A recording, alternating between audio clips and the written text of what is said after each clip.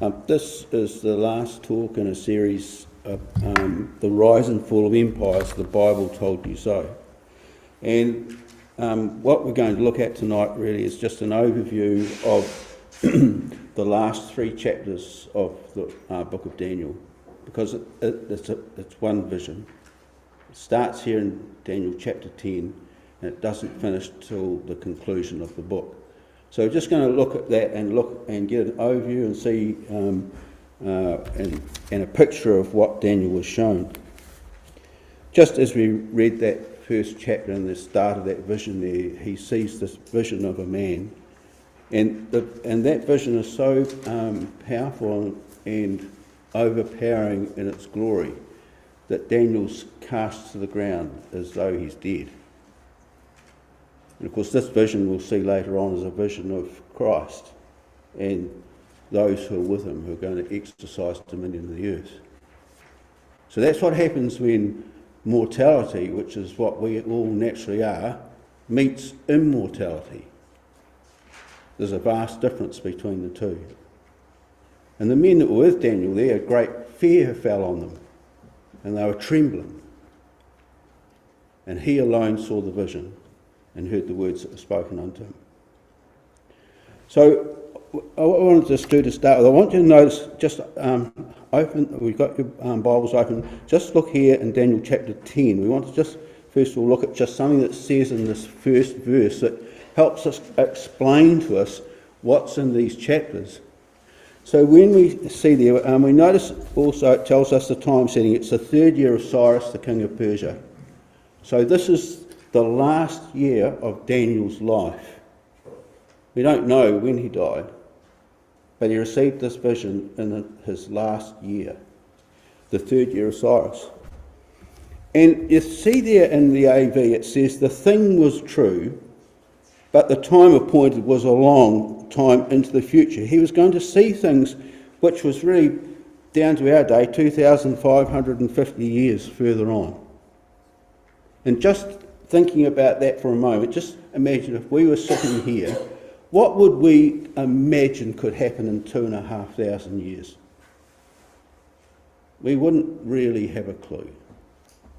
I'm just looking at it in a natural way. We could comprehend what's going to happen to the nations in 2,500 years away. That's what this vision shows Daniel. But I want you to notice what it says in verse 1, because it tells us two things that we really need to understand. And that is, it says, where it says the thing was true, what that there is actually, it's the word was true. And the word true there is the word emes, and it means utterly dependable. So what Daniel was going to hear was a word given to him by the angel Gabriel, and it was going to be utterly dependable. Emet. But you notice it says that he had understanding of the word. So Gabriel's going to explain to him certain things.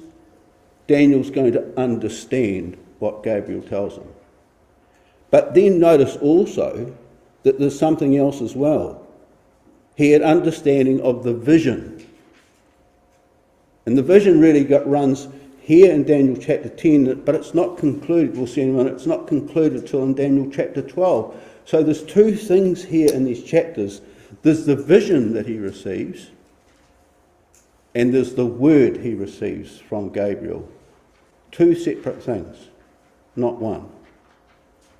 And that's really, we want to talk about those things. Yeah, so the whole setting is by the river Tigris. So it talks about there that it was by the great, verse 4, it's by the side of the great river Hiddekel, but that's the river Tigris. So that's actually a picture of the river. There's the actual river Tigris. And so the setting there is the river. So the vision's got a lot to do with the river. That's where he received the vision, and it's got river language in the vision itself. So just let's think about rivers for a moment. So I'm not used to being so far away from here.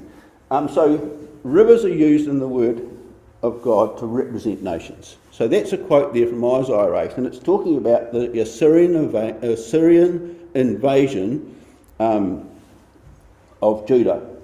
And it speaks about the Assyrians as they shall sweep onward into Judah, they will overflow and pass through, and he shall reach even unto the neck. So it's a picture, and it's a picture that's used of a river flooding down through a land and reaching unto the neck. So this is the language. Is that right?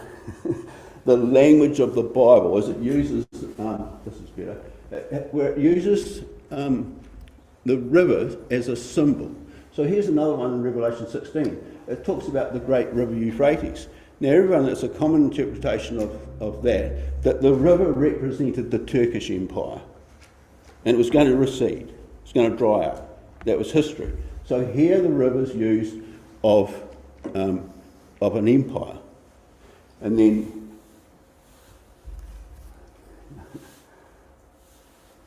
here there's one in Revelation 17 that's used of waters. So it's the waters which you saw. This is a vision of a heart on a beast. But the waters where that vision was represented people and multitudes and nations and tongues. So the setting of the vision is a river. It's a river that represents nations. It's a river which represents empires, can be made to represent empires. It's a river that represents peoples. So there's that setting and this idea of, well, what does the river represent in this vision?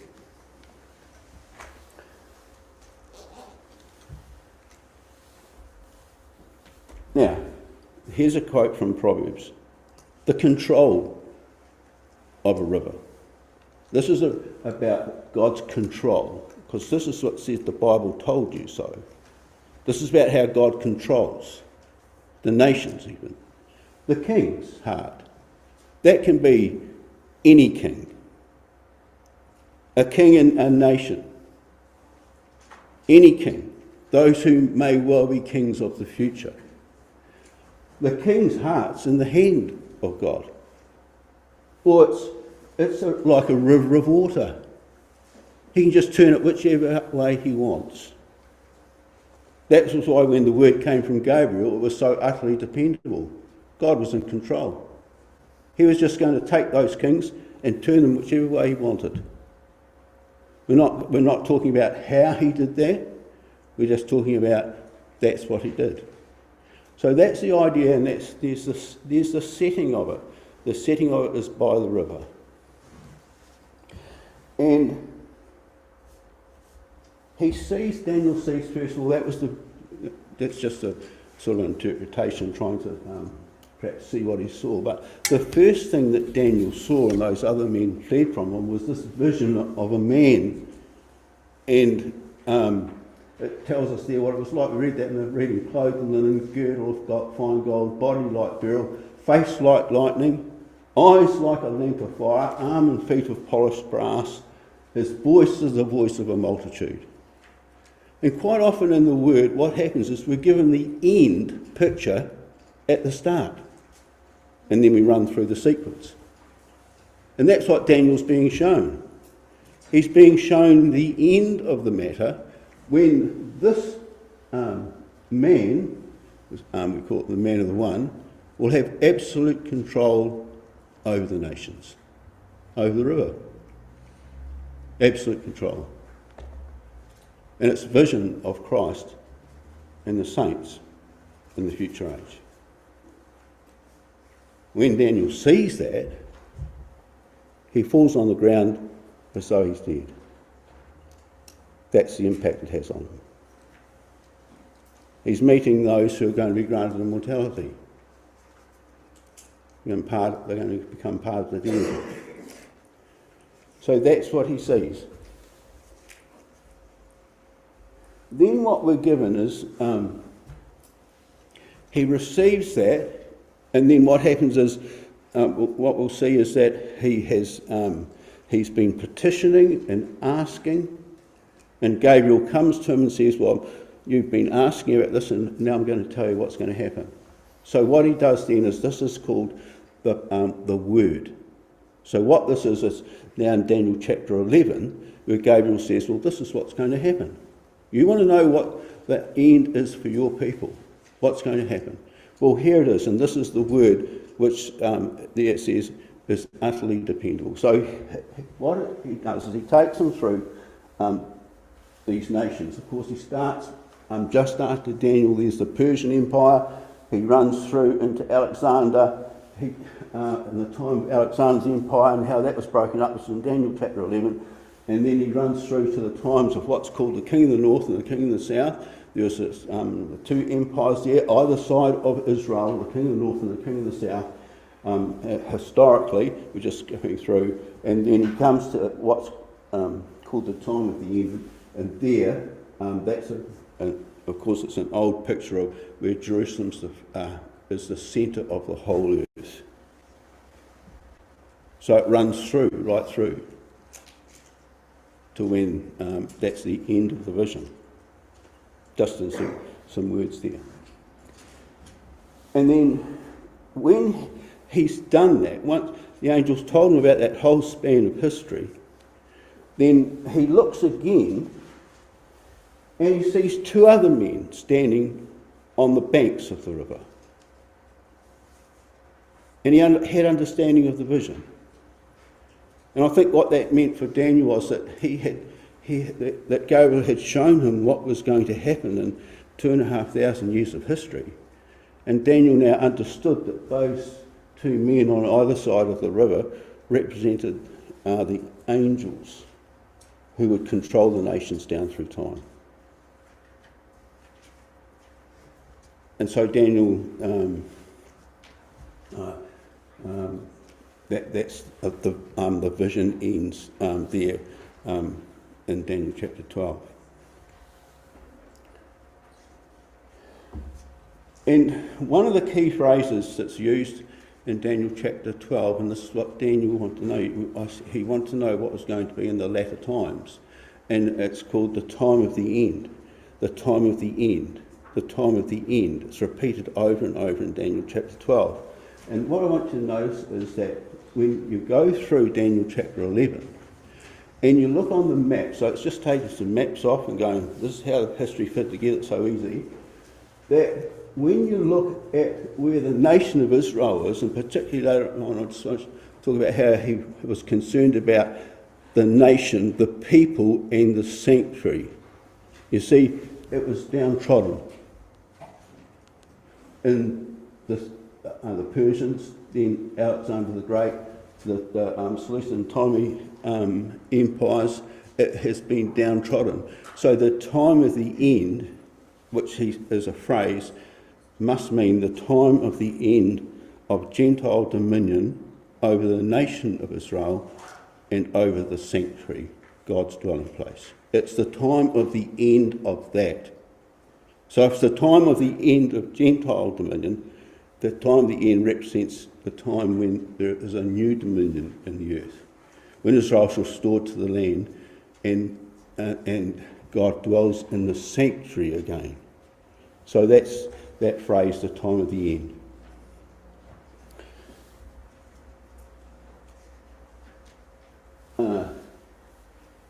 So I just put on those, just showing it. That just there's the map. You see it's down. The nations had exercised that period of dominion, and the time of the end is when that period of dominion ceases. Now, I just want to talk for a moment about Daniel, because Daniel is the cause of the vision. I'll just show that in a minute. He's the reason why we've got the vision. I just want to talk about Daniel the man just for a minute, because while we're talking about Daniel the man, I just want to talk about, because I hadn't looked at Daniel for a little while, and I went back and thought, oh my goodness, you know, the maturity of Daniel, his constancy, how great a man he was, the calibre of him.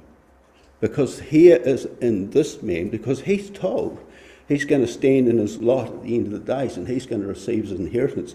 He's going to become part of that vision that he saw. He understood that at the end. Well, what's that sort of person that's going to be part of that? What are they like? And so you see here, just Daniel, God says, look, though these three men were there, Noah, Daniel and Job, here's the calibre of Daniel. Noah was the saviour of the world when it was flooded. Job, one of the wisest men of the East, and so forth, and he's mentioned there. And it's in Ezekiel. They alone would deliver themselves, but notice what it says, because of their own righteousness. These men had lived before God, they worked their lives out before him, and so what they did was they had been justified in God's sight, but this was their righteousness. They had the character of God in that sense. They had their own righteousness. They had that character. And when times of drought, he's cast into this is now Daniel, he's been in Babylon 70 years, he's cast in the lion's den, but notice what the king says.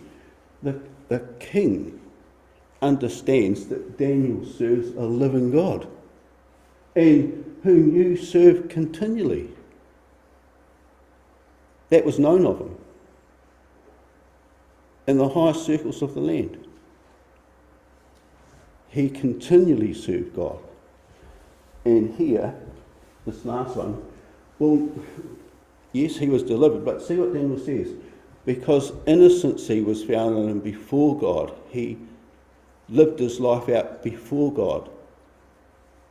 And I've done you no hurt. He loved God and he loved his neighbour. That was the person, Daniel. That's what he was like. And I look there and I go, if I could be partly like Daniel, then I feel pretty good about our own life. But that's what we're called to be like. He was just a man. And then just running through his life, I just of course he was taken captive at 17 and he finds himself in Babylon. He's 19 years old and he's able to call upon God and petition God and interpret Nebuchadnezzar's dream for him in Daniel chapter 2. And here's his age. And when he's 50, that's in Daniel chapter 4, and Nebuchadnezzar's going to be cast out and so forth, and that he urges the king to change his behaviour. Do this, Nebuchadnezzar. He's 67, he receives the vision of Daniel chapter 7, the vision of the four beasts, and that dominion and so forth, and so that dominion is taken away. He's 67. Then at 70 is Daniel chapter 8. That was when Gabriel came to him with the last Sunday. You would have looked at Daniel chapter 8. So he's about 70 years old when that happens. At 87, he interprets the writing on the wall at the end of Belshazzar. He's 87, and now, this is Daniel 9, he intercedes on behalf of the nation because they're going to return, and he's given the 70 weeks prophecy. He's 88 years old, and now we've come to this, 89, he's cast into the lion's den, and he's 90 now. And when he receives this vision, it's a vision to comfort him. That's what the vision is, what Daniel calls that vision forth. And when that vision comes to him, this vision and this word, it's to comfort him after all his years of faithful service. And just note particularly at the moment, and here's just something. Do you notice that most of that activity is in the last 30 years of his life after he's 60? You know, a lot of time we think, oh, people get old and they just write them off. It wasn't that case in Daniel's day. Anyway, that's an aside.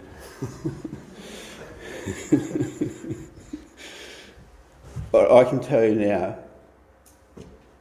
that if you're just a little bit like Daniel, the older you get, the richer everything becomes. It's just a fact.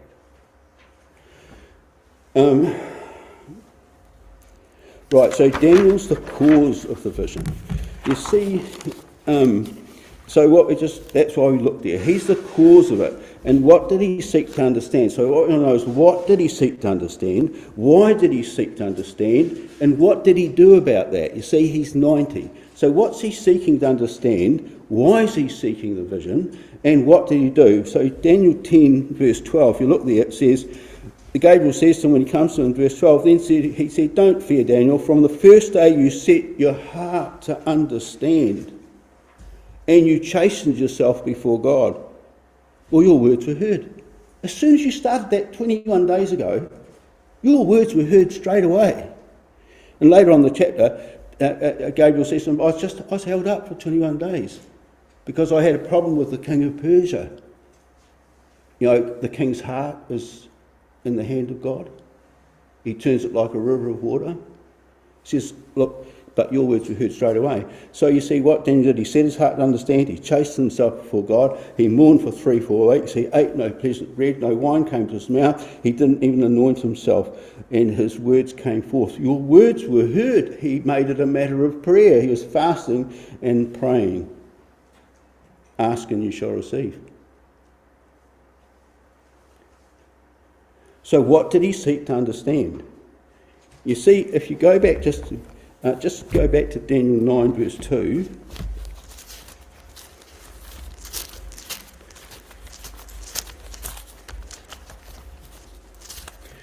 He understood, this is in Daniel 9, in the first year of, let's turn here myself, Daniel. This is in the first year of Darius, and he understood by books from Jeremiah the prophet that 70 years was going to be accomplished on the people. So this is in chapter 9. He understands that the 70 weeks of captivity is now nearing an end, and so he petitions God about the forgiveness for the nation. So that's in the Darius. After that, in the first year of Cyrus, which is 3 years prior to this vision, Cyrus gives the edict. Just going back to Ezra chapter 1. For the return of the Jewish nation to the land. First year, Ezra chapter 1, in the first year of Cyrus, king of Persia, the word of the Lord by the mouth of Jeremiah that might be fulfilled, the Lord stirred up the spirit of Cyrus, his heart. He's just turned. And he gave proclamation throughout all the kingdom, and he put it in writing. So that was in the first year of Cyrus, and now we're in the third year of Cyrus. It's just a few years on. So there's been a return to the land. Now, Daniel 8, just come back to Daniel 8 for a moment. Daniel received this vision 20 years before this, Daniel 8.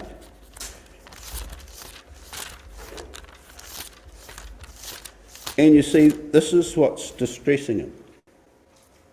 You see what it says in Daniel chapter 8, verse 11. So there's a return. But now he's told in Daniel 8, verse 11, that the nation is going to be cast down to the ground in verse 10. And the governing body is going to be stamped into the ground. And the daily sacrifice is going to be taken away. And the place of the sanctuary is going to be cast down. So even though there's a return, he already knows the future of the nation. That's what's going to happen. And then if you look over in verse 19, that was the Roman AD 70. But then in verse 19, behold, Gabriel at the time says, I'll know, I'll let you know what shall be the last end of the indignation, for the time appointed of the end. So we're down at that time again, the time of the end. And of course your king was going to stand up, it's the king in the north, of fierce countenance. And he was going to destroy, in verse 24, the mighty and the holy people. The nation's going to be trodden down again. And Daniel knew that. The vision made him ill. In verse 27. The vision made him ill. So this is what he's seeking and fasting about. He wants to understand what's going to happen to the sanctuary and to his people. And so Gabriel says, now I'm come to make you understand what will befall your people. Daniel 10 verse 14. In the latter days, for yet the vision is for many days. I've come to make you understand. You'll know what's going to happen. And Gabriel knows that Daniel's going to be comforted by it. And of course that, I'm going to make you know what shall be in the latter days, in Daniel 11 verse 40. At the time of the end shall the king of the south push at him. Daniel 12, at the time Michael shall stand up, he stands for your people. It's the time of the end. And of course that Daniel would come to understand that vision he saw in its initial phase was Michael standing up. Do you think that would have been a comfort to him? He's standing up for the children of your people, for the nation. Yes, they'll be treading downs. It's going to be a great deliverance. He's in his last year. And so he's shown that. He's shown the deliverance of the people. And not only that, go in Daniel chapter 12 verse 10, it says, go your way till the time of the end, and you will rest, and you will rise and receive your allotted inheritance. Not only will your nation be delivered, Daniel, but you yourself will be delivered from mortality. You'll receive your allotted inheritance. You'll put on immortality. You'll become part of that vision you saw.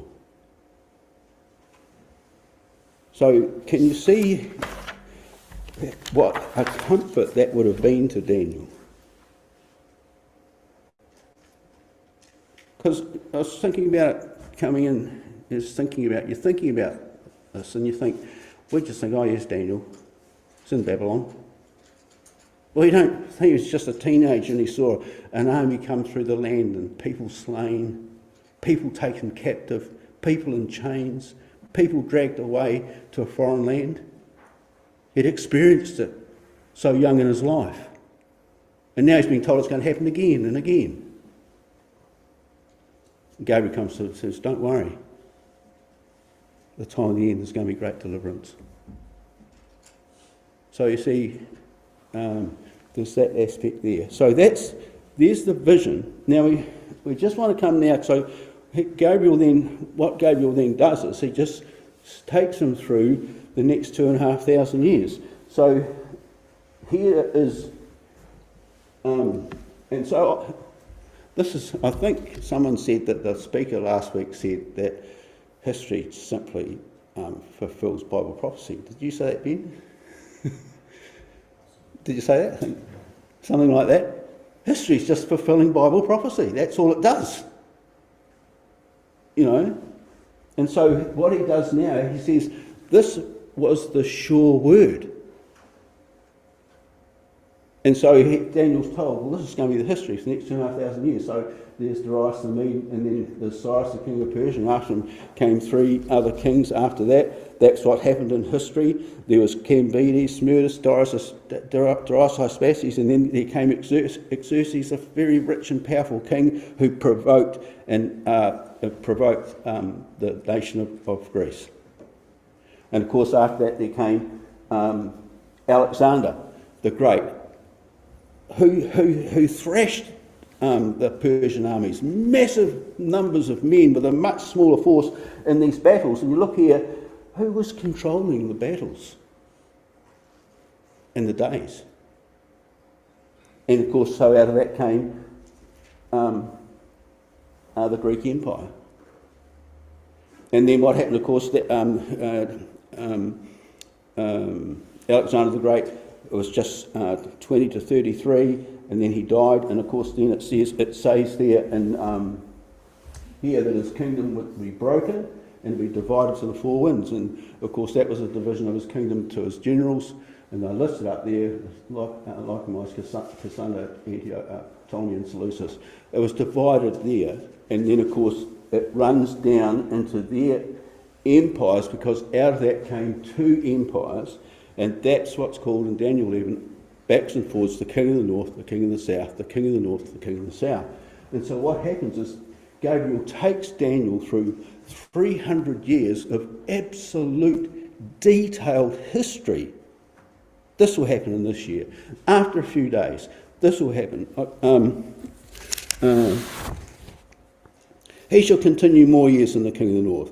After certain years with a great army he will come. In those times that many shall stand up. Within a few days he shall be destroyed. It's the end of the appointed time, and so forth. At the appointed time he shall return. So you see in Daniel 11, you can go through and you can see these two kings going backwards and forwards. The king of the north, the king of the south, the king of the north and the king of the south. But it's absolutely detailed in its days and years and times. And there was divine control. We can take a lesson from there. There was absolute divine control, right down to the smallest details of a few days.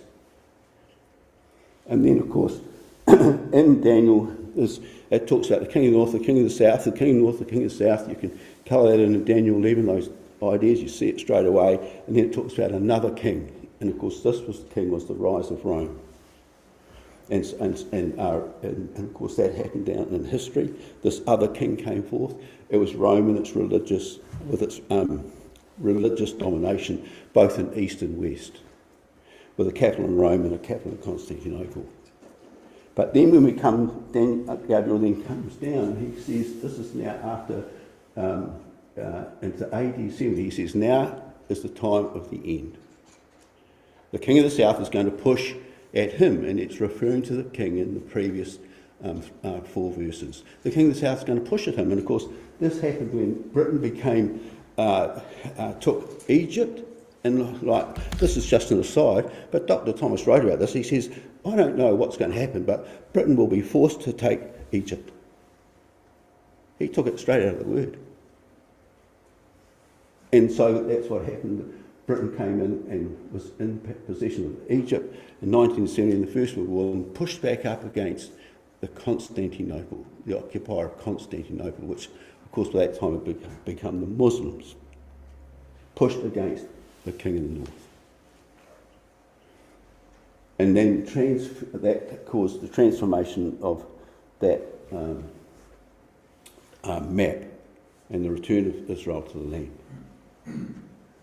And of course that brings us down now to the king of the south shall push at him, and then the king of the north shall come against him with a whirlwind.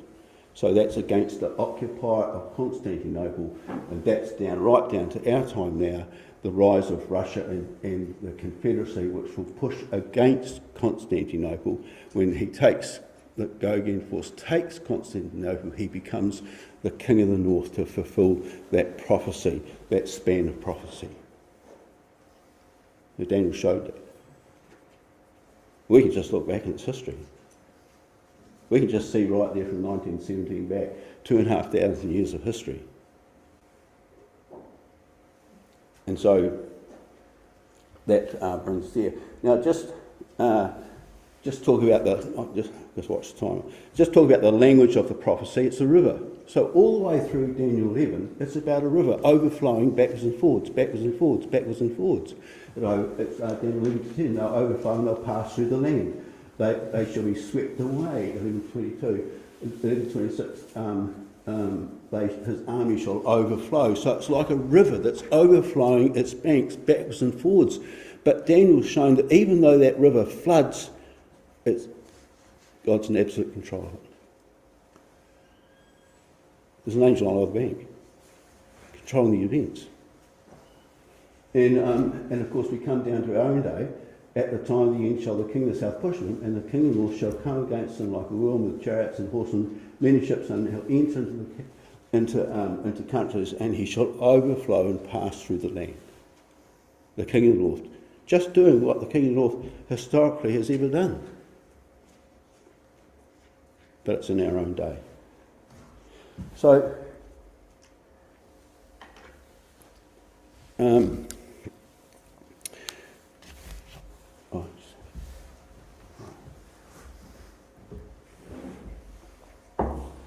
I just want to talk about for a couple of minutes the certainty of things and why it's so certain. And the absolute certainty of the angel on either side of the bank. We want to just talk about that for a moment. Now, if we just turn to Acts chapter 17 for a moment.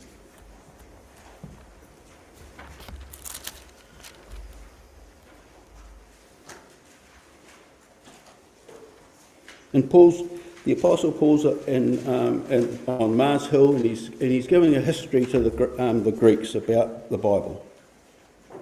And you see, he says there in verse 26, God has made of one blood, that's Adam, all nations.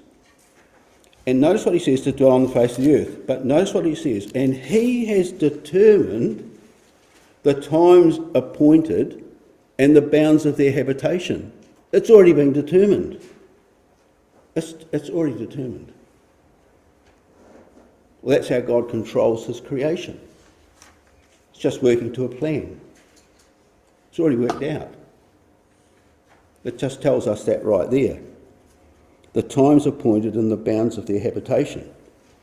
Now, if we just come back to Daniel 4 for a moment, I just want to illustrate that, just quickly illustrate that in the case of Nebuchadnezzar. Just come back to Daniel 4.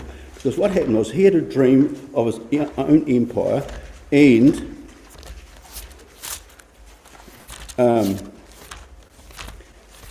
of what it would happen to his empire and what would roll into the future. So he's given this dream of a great big tree, and its height reaches unto heaven, and there's it's a shelter to all others. It represents Nebuchadnezzar's empire at the time. And of course, down it says there, if I can just find the verse there, he sees in the dream, verse 17, a decree. He sees a watcher and a holy one come down and tell him to hew down, the tree's going to be hewn down. And the animals are going to get themselves out from under it. It's going to be banded with brass and iron. That's what happened historically to the religious side of Babylon. But it happened to Nebuchadnezzar himself. He contracted the disease lycanthropy, and he had to go out and he acted like a beast until 7 times had passed over him. But I just want to show you something for a moment. Just come to Daniel 2. When Daniel interprets the dream in Daniel chapter 2, he tells Nebuchadnezzar something that he just didn't hear. So in Daniel 2 verse 44,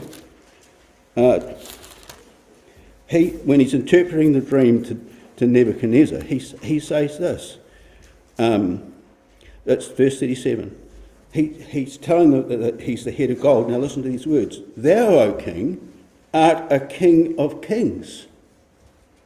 The God of heaven has given you a kingdom and power and glory. That's who gave it to you. You're a man of destiny. And God gave you that. But just come to Daniel 4 for a moment and see what Nebuchadnezzar said. He's walking in his palace. He's done amazing things for a man.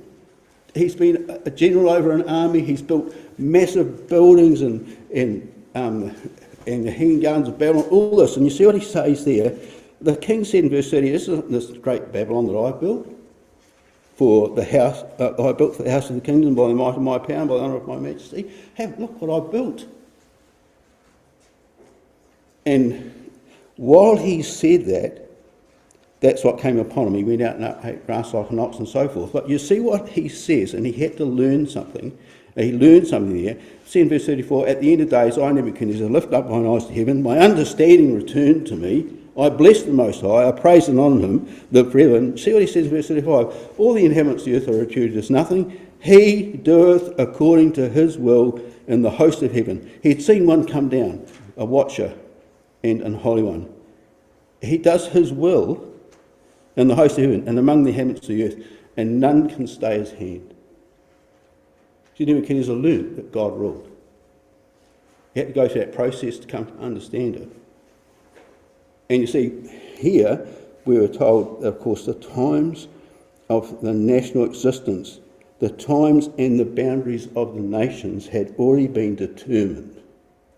And of course, that Paul went on to say, well, but also there's been appointed a day in which God's going to judge the world. He's going to govern the world in righteousness by a man whom he's raised from the dead.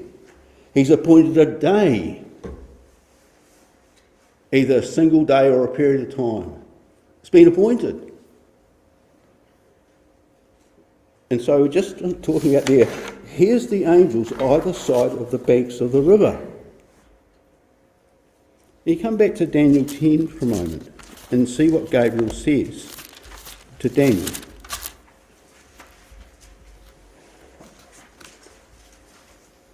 Daniel 10 and verse 21. See what Daniel says. This is what I find this interesting. You know, verse 20, you know why I've come to you. You've petitioned, you know why I'm here. What you were asking to understand about your people in the future, what's going to happen to your people in the sanctuary. But see what he says. So Daniel, I'm going to show you what's noted, what the AV says, the scripture of truth.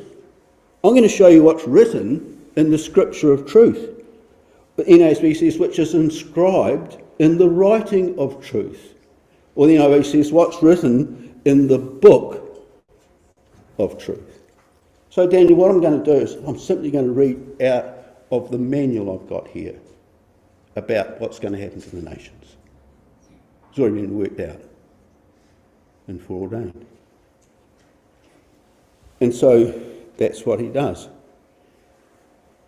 So we see the control of the nations and that God is in control at all times. We sometimes think, well, there's a delay. What's happening? What's happening? There seems to be a delay and there's never any delay. That's simply how we see it. So there's that the two men either side of the river. But of course, in Acts chapter 17 said he's appointed a day in which he's going to judge the world by that man whom he hath ordained, and that he's raised him from the dead. And of course that takes us straight back to the first vision, the man of the one, over the river. Here he is. He's over the river. He's going to judge or govern the world in righteousness. That's what Daniel saw. And of course, he's described there, Daniel understands the power and the glory of that ruler, Christ and the saints, the man of the one, the multitudinous Christ. He experiences the power and glory of that one when he's simply cast to the ground. And then, of course, just I haven't got it there. I don't think. Yes. But you see, you've got 7 things, and you know what's wonderful about that is you can go straight to the centre and see, well, what's the centre of the 7? And of course, his face was like lightning. Imagine looking into a face that's like lightning. Lightning's not as bright as the sun, but it's hotter than the sun where it is. And so this man's clothed in linen.